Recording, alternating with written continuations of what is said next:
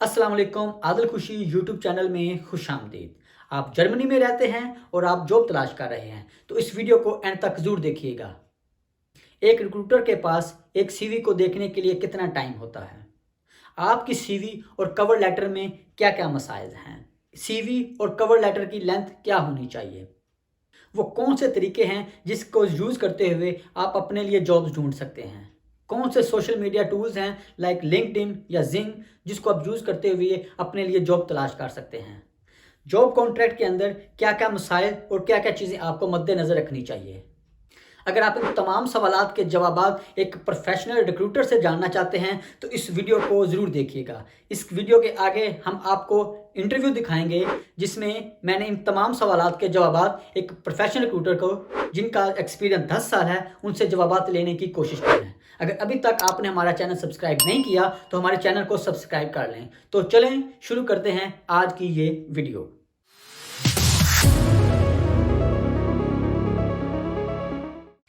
जी नाज़रीन, चले हम अब आपका तारुफ़ कराते हैं अदनान भाई से जो कि पेशे के लिहाज से रिक्रूटर हैं। इनसे पूछते हैं कि इनका एक्सपीरियंस कैसा है। मेरा नाम अदनान यूसुफ है। मैंने मास्टर किया हैम्बर्ग से ह्यूमन रिसोर्स मैनेजमेंट में। 10 साल का रिक्रूटमेंट का एक्सपीरियंस है। करंटली मैं हेयर टेक्नोलॉजीज़ में as a lead talent acquisition specialist काम कर रहा हूँ। रिस्पॉन्सिबल हूँ जर्मनी और फिनलैंड के लिए। तो आपकी ज़्यादा एक्सपर्टीज़ किस में है? आप आईटी की रिक्रूटमेंट करते हैं या सारी फील्ड की रिक्रूटमेंट करते हैं? मैं दोनों के लिए रिस्पॉन्सिबल हूँ, IT non IT। So 80% IT और 20% नॉन IT। तो जर्मनी और फिनलैंड के लिए भी आप कर रहे हैं? जी जी। तो करंटली मैं हेयर टेक्नोलॉजीज़ के लिए काम करता हूँ। तो हेयर टेक्नोलॉजीज़ जो है ये तकरीबन 40 साल पुरानी कंपनी है। Currently, it is owned by Mercedes, like Daimler, Audi, BMW, and Intel. तो नाज़रीन अभी हम चलते हैं बेसिक क्वेश्चंस की तरफ जो तकरीबन सब जो बंदे जॉब्स ढूंढ रहे हैं या जिनको मसले आ रहे हैं कि जी हमने सीवी सेंड कर दिया मल्टीपल्स कंपनीज रिक्रूटमेंट कंपनीज को अपनी सीवी सेंड किया लेकिन हमें रिस्पांस कोई नहीं आता। तो सबसे पहले ये HR इनका एक्सपीरियंस है, रिक्रूटमेंट करते रहते हैं तो इनको पता होगा कि सीवी क्यों वो आगे इंटरव्यू तक पहुंचती नहीं है। तो सबसे पहले अदनान भाई आप ये बताएं कि एक रिक्रूटर जो होता है उसके पास डेली की थाउजेंड्स ऑफ सीवीज आती हैं। तो एक रिक्रूटर के पास अब थाउजेंड्स ऑफ सीवीज आ रही हैं तो वो कैसे, उसके पास कितना टाइम होता है सीवी को देखने के लिए? जी, ऑन एवरेज रिसर्च बताती है कि 6 to 8 सेकेंड्स का टाइम होता है। मतलब 6 से 8 सेकंड की सीवी नहीं बताना है? हाँ, और डिपेंड करता है लेंथ पे और रिक्रूटर के एक्सपीरियंस पे भी। ठीक है, जो हम रिलेवेंट चीज़ें देखते हैं कि वर्क एक्सपीरियंस, एजुकेशन, जो कीवर्ड्स हैं वो देखते हैं।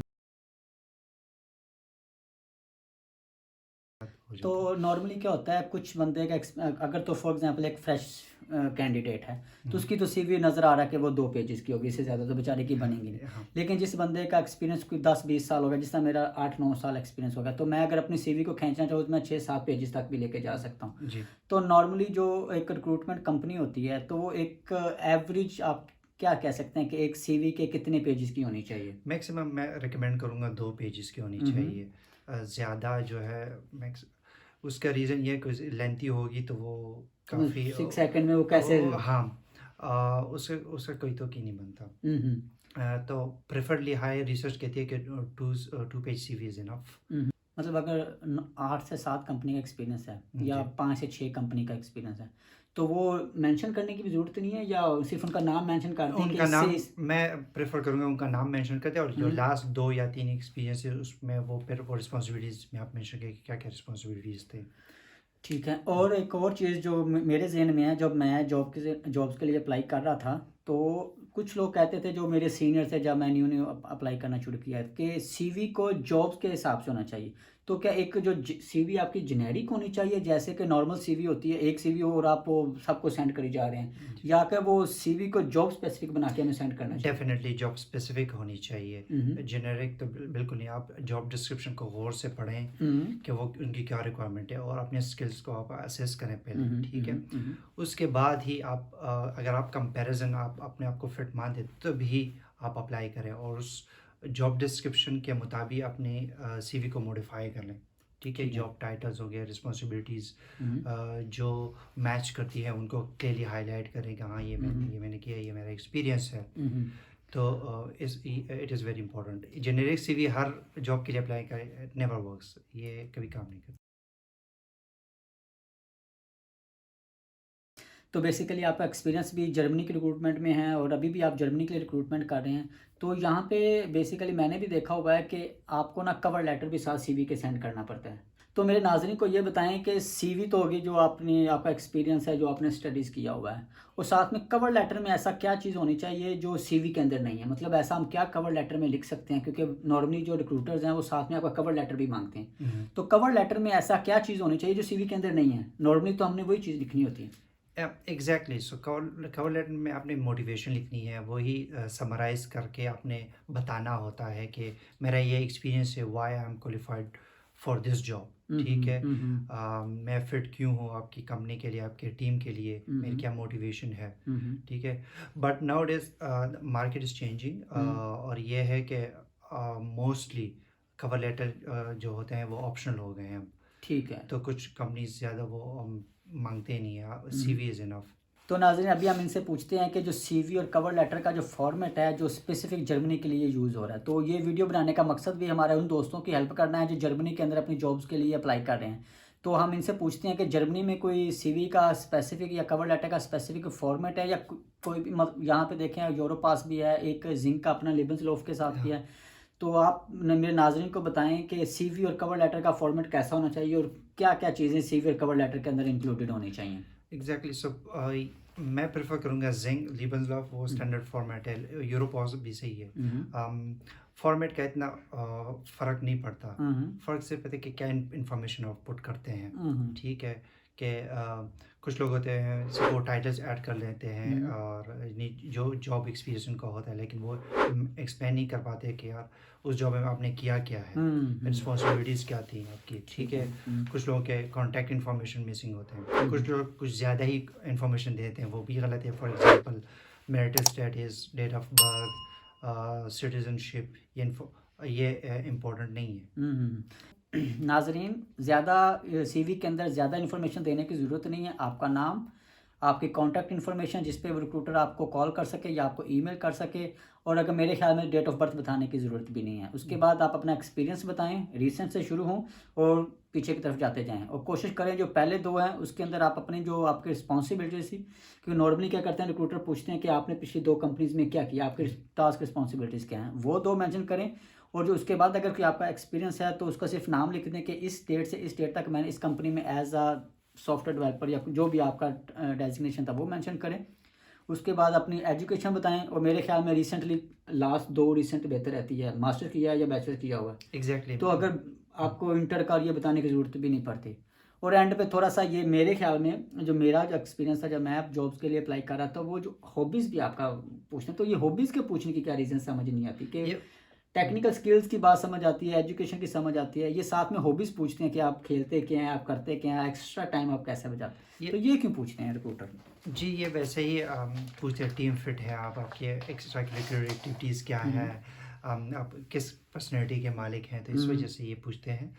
क्योंकि डेफिनेटली आपको ऐसे बोरिंग पर्सनैलिटी के लोग तो नहीं चाहिए कंपनी में, बस जो ज़्यादा इंट्रोवर्ट हो, जो किसी से बात नहीं, आप टीम प्लेयर ना हो, ठीक है। अगर आप स्पोर्ट्स नहीं खेलते इस तरह, आपके कोई एक्स्ट्रा करिकुलर एक्टिविटीज़ नहीं है, इट मीन्स कि you are not a team player, तो आप कंपनी में भी सर्वाइव नहीं कर सकते।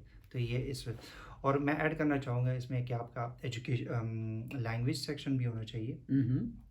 तो फॉर एग्जांपल अगर कोई इंग्लिश है तो उसके साथ आपने मेंशन भी करना होता है कि यार इंग्लिश मेरी क्या लेवल है, C1 C2 है, B1 B2, इस तरह जर्मन, उर्दू हो गई, इस तरह ना। तो ये ज़रूरी लैंग्वेज के साथ आपको लेवल ज़रूर मेंशन करना चाहिए, ये भी इम्पोर्टेंट है। इसके अलावा अगर आप IT के हैं तो हर जॉब में ना आपको टूल्स और टेक स्टैक वगैरह जो आपने यूज़ किया वो मेंशन करने ज़रूरी है, प्रोग्रामिंग लैंग्वेजेस वगैरह एक ही लाइन में कि हाँ हमारा इस कंपनी में टेक स्टैक ये था कि, और या इन टेक्नोलॉजीज़ में मैंने काम किया है। तो ये काफ़ी हेल्पफुल होती है रिक्रूटर्स के लिए और कंपनीज़ के लिए। चले नाज़रीन, अभी जो सबसे मोस्ट इम्पोर्टेंट क्वेश्चन है इस इंटरव्यू का, उसकी तरफ चलते हैं कि नॉर्मली जो मेरे दोस्त हैं, कुछ लोग जो जब मैंने भी जॉब अप्लाई करना शुरू किया था तो तकरीबन मैंने कोई 300 से 400 एप्लीकेशन सेंड की हुई थी। तो मोस्ट प्रॉब्लम ये है, बंदा एग्जैजरेट होना शुरू हो जाता है, पागल होना शुरू हो जाता है कि भाई मैंने इतनी सीवी सेंड कर दी है, मुझे जॉब इंटरव्यू की कॉल नहीं आ रही। तो अगर आप एज अ रिक्रूटर काम कर रहे हैं, आपके पास हज़ारों की तादाद में सीवीज डेली आ रही हैं, तो मतलब क्या वजह बनती है कि एक बंदे को आप क्यों कॉल नहीं करते? मतलब ये उसकी नॉर्मल सी बात है कि मैं आईटी का डेवलपर हूँ, डॉट नेट डेवलपर हूँ, तो मैंने डॉट नेट की चीज़ें देख के वो उसके लिए अप्लाई किया होता है, जॉब डिस्क्रिप्शन देख के। तो आप लोगों के पास ऐसा क्या तरीका होता है कि आप 6-7 सेकंड में ये देख लेते हैं कि भाई ये बंदा तो फिट ही नहीं करता? तो मेरे नाज़रीन को बताएं कि वो अपनी सीवी को किस तरह मॉडिफाई करें ताकि वो इंटरव्यू के लिए जगह बना सकें। पहले ये होता है कि जब सीवी आती है तो हमें मोस्टली जेनेरिक सीवीज रिसीव होती हैं। जब उन्होंने जॉब डिस्क्रिप्शन पढ़ी नहीं होती है, बस एक ही सीवी बना के वो फेंक रहे होते हैं इधर उधर। एक तो ये मसला है। दूसरा ये कि इनकम्प्लीट सीवीज होती हैं, कॉन्टैक्ट इन्फॉर्मेशन नहीं होते, मिसिंग होते हैं, या रिसेंट एक्सपीरियंस या एजुकेशन वो मिसिंग होती है। ये भी एक मसला है। जो टेक्नोलॉजीज़ पे उन्होंने काम किया होता है वो मेंशन नहीं होती सीवी में। ठीक है। मैं हाईली रिकमेंड यही करूँगा कि आप जॉब डिस्क्रिप्शन को पढ़ें, उसके मुताबिक अपनी सीवी बनाएं, और सब जो कीवर्ड्स हैं, जो टेक्नोलॉजीज़ हैं या जो टूल्स आपने यूज़ किए वो मेंशन करें अपनी सीवी में। ठीक है, ये इम्पोर्टेंट है। इसके अलावा कॉन्टैक्ट इन्फॉर्मेशन बिल्कुल आपका ईमेल, फ़ोन नंबर, लिंक्डइन आपका ज़रूर मेंशन होना चाहिए।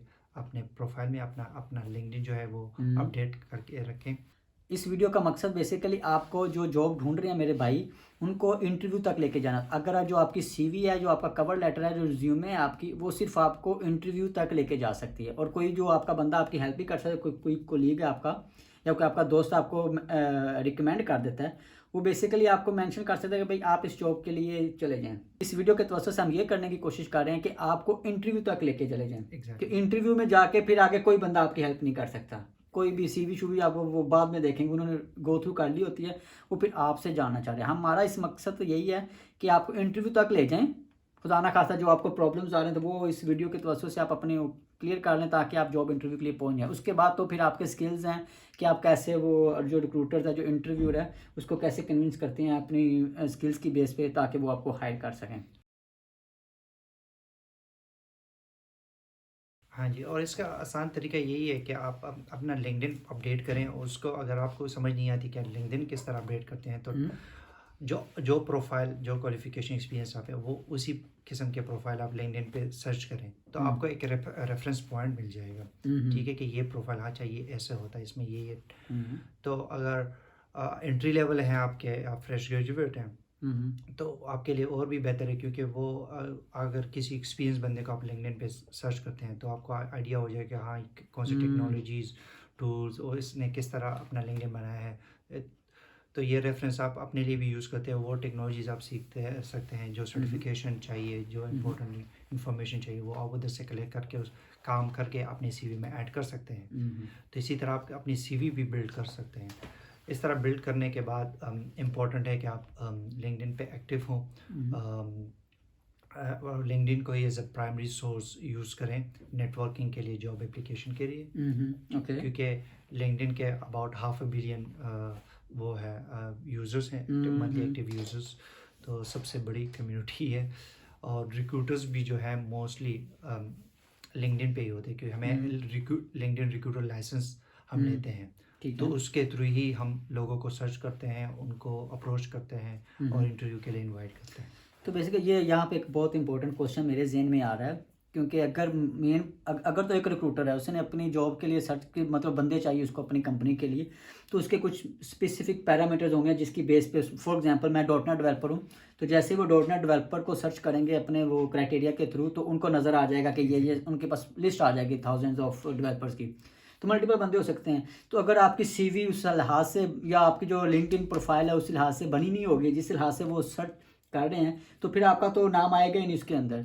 तो ये ज़रा बताएं मेरे व्यूअर्स को कि मतलब कैसे क्या चीज़ अपडेट होनी चाहिए जिसकी वजह से वो जो रिक्रूटर अपना लाइसेंस यूज़ करके वो जो सर्च मार रहे होते हैं कैंडिडेट ढूंढने के लिए, तो वो कौन से सर्च पैरामीटर होते हैं ताकि वो अपनी सीवी के अंदर या लिंक्डइन के अंदर वो अपडेट कर सकते हैं अपने इन्फॉर्मेशन को। एग्जैक्टली सो ये होता है कि अगर आप अगर फर्स्ट टाइम अपना लिंक्डइन बना रहे हो तो उसमें आप जो इन्फॉर्मेशन आप ऐड कर रहे हो तो वो आपको एक बार शो करेगा। जब पूरी आपकी लिंक्डइन प्रोफाइल बन जाएगी तो वो कहेगा ये ऑल स्टार प्रोफाइल है, ठीक है। इसके अलावा अगर आप स्क्रॉल डाउन करें तो एंड में होगा वो स्किल्स एंड एंडोर्समेंट सेक्शन, जो वो कीवर्ड्स होते हैं कि आपके पास कौन से स्किल्स हैं। तो वहाँ पे आप 50 कीवर्ड्स जो है वो एंटर कर सकते हैं, 50 स्किल्स एंटर कर सकते हैं। और ये सबसे इम्पोर्टेंट जो है लिंक्डइन का वो फीचर कह लें है। और इसी कीवर्ड्स के थ्रू ही आपको लोग रिक्रूटर सर्च कर सकते हैं।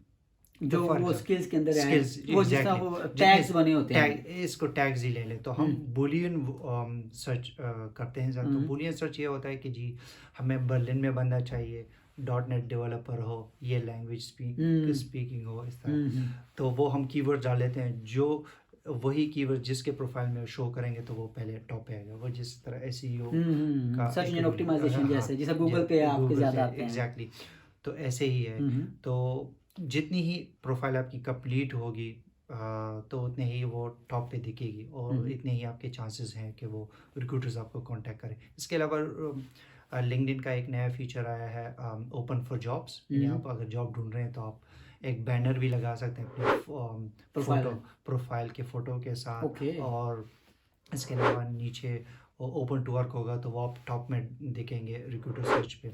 इसके अलावा मतलब ये कि अगर आप फॉर एग्जांपल मैं जॉब के लिए ढूंढ रहा हूँ तो मैं अपने आप को मेंशन कर सकूँ कि मैं I am looking for a job something like that. Exactly. तो वो फिर जो मेरी प्रोफाइल होगी वो रिक्रूटर को पहले नजर आएगी। एग्जैक्टली। तो और उसके साथ आप बैनर भी ऐड कर सकते हैं। तो आपकी पिक्चर होगी, उसमें एक ग्रीन बैनर आपके फेस के साइड पे होगा ओपन टू वर्क।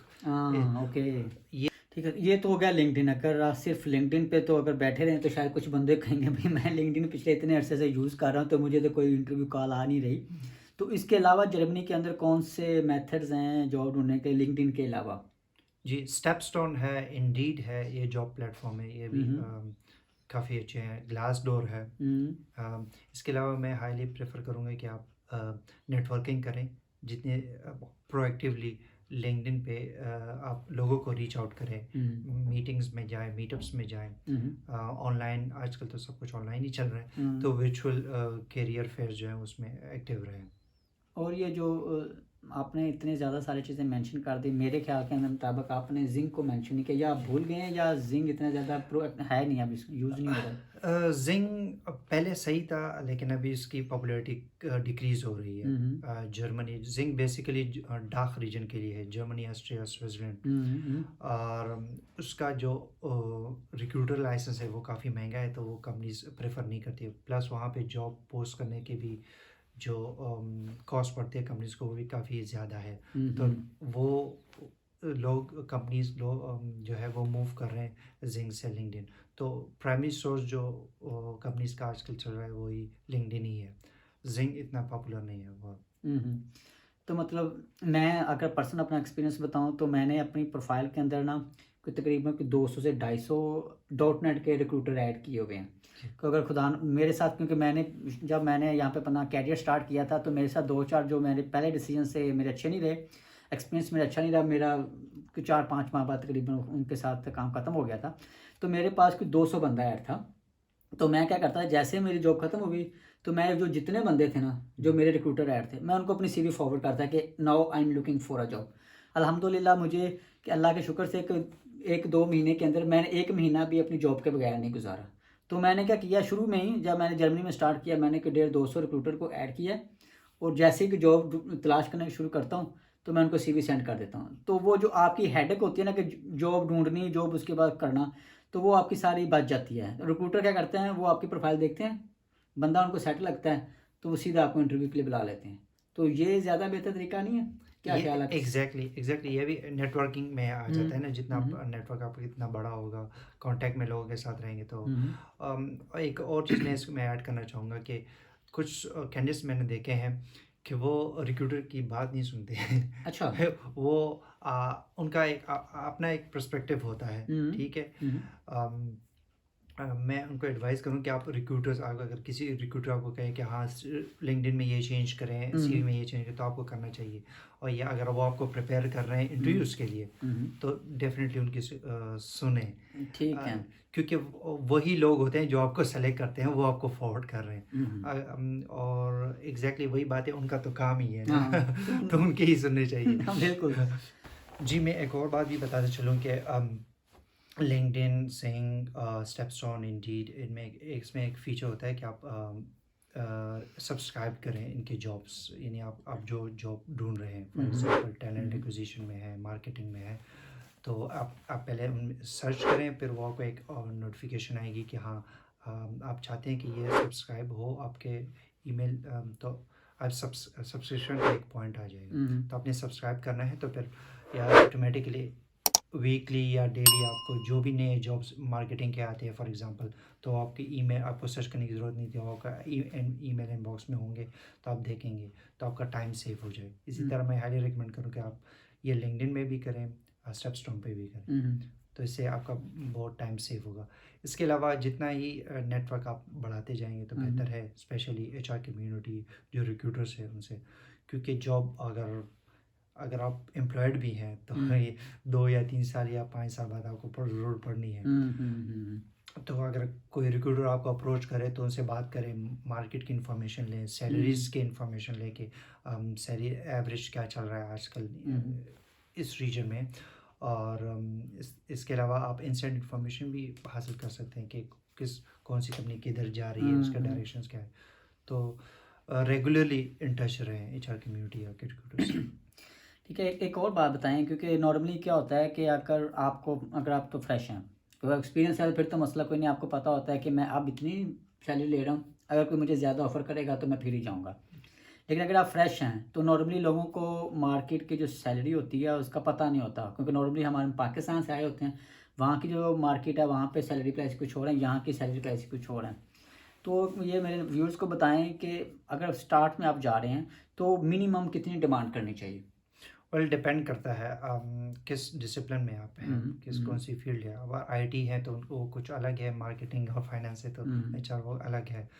तो इसका अगर आप कोई रफ आइडिया दे दें आईटी में या मतलब फाइनेंस में या मार्केटिंग में, तो कितनी को, फ्रेश को कितनी को डिमांड करनी चाहिए? फॉर आईटी 40 to 50,000 स्टार्टिंग है, मार्केटिंग वाले 30 to 40 है, एचआर भी 30 to 40 ही है। ठीक है जी।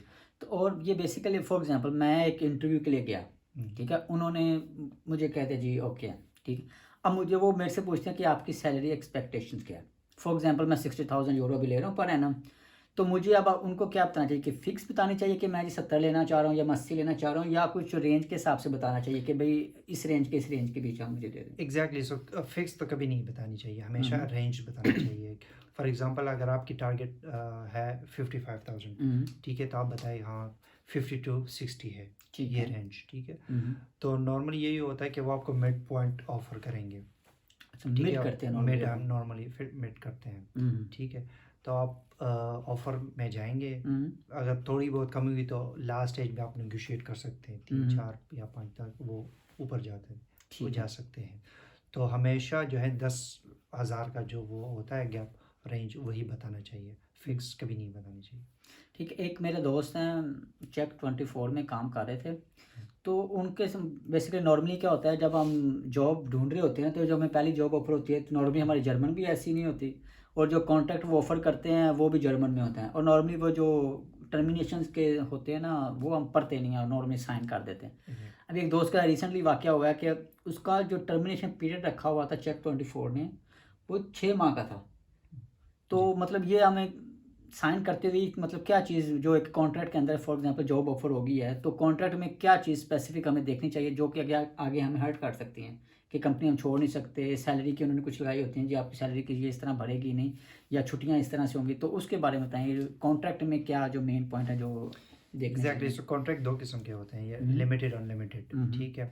तो नॉर्मली अनलिमिटेड कॉन्ट्रैक्ट में तो 6 महीने का प्रोबेशन पीरियड होता है। प्रोबेशन पीरियड में आपके पास 2 हफ्ते का यानी नोटिस पीरियड होता है, ठीक है।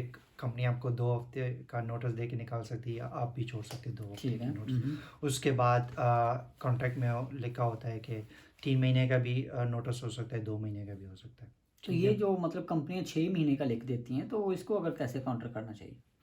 अम, कर तो फॉर एग्जांपल वो कहेंगे हम ऑफर ही नहीं करते, तो मतलब इसको हम कैसे करना? ये 6 माह फॉर एग्जांपल है, किसी को भी मसला हो सकता है, छोड़ के जाना पड़ सकता है। अब 6 महीने का कुंडी में देख के वो आगे नई जॉब कैसे ढूंढे? एग्जैक्टली, तो ये तो उनको पहले निगोशिएट करना चाहिए था ना। 6 हम्म। महीने तो बहुत ज़्यादा है, या एंड ऑफ द क्वार्टर ये आते हैं, ये डिपेंड करता। ये असल में कंपनीज इस वजह से करते हैं कि फर्स्ट के IT है। हम्म। अगर एक बंदा 3 महीने में जा रहा है तो उनको पता है कि इसको रिप्लेस करना, ये उसको 6 महीने लगेंगे। इसी वजह से ओके। अपने आप के लिए वो टाइम बाय करते हैं कि हम इसको रिप्लेस करते हैं। तो इसी वजह से वो लॉन्ग नोटिस पीरियड दे रहे हैं। बट लीगली 3 से नोटिस पीरियड 2 से 3 महीने का होता है। अभी एक और क्वेश्चन मेरे जहन में आया कि नॉर्मली ऐसी कौन सी मिस्टेक्स होती हैं कि आपकी सीवी भी अच्छी है, आपको रिक्रूटर ने कॉल भी कर ली, आप कंपनी में चले गए इंटरव्यू देने के लिए, तो मतलब ऐसी कौन सी अगर आप अपने एक्सपीरियंस से बताएं कि ऐसी कौन सी मिस्टेक्स होती हैं जो कैंडिडेट आके इंटरव्यू के दौरान करता है, ताकि मेरे जो नाज़रीन हैं उनको पता चल सके कि ये जो मिस्टेक्स हैं, कॉमन मिस्टेक्स हैं जो इंटरव्यू के अंदर होती हैं, वो ना करें। अच्छा, सबसे पहली गलती कैंडिडेट्स जो करते हैं वो रिसर्च नहीं करते हैं कंपनी के बारे में। जी, कंपनी के प्रोडक्ट एंड सर्विसेज क्या हैं, कंपनी की साइज़ क्या है, लोकेशन क्या है, CEO कौन है, इस तरह जो बेसिक इन्फॉर्मेशन ये इम्पोर्टेंट है।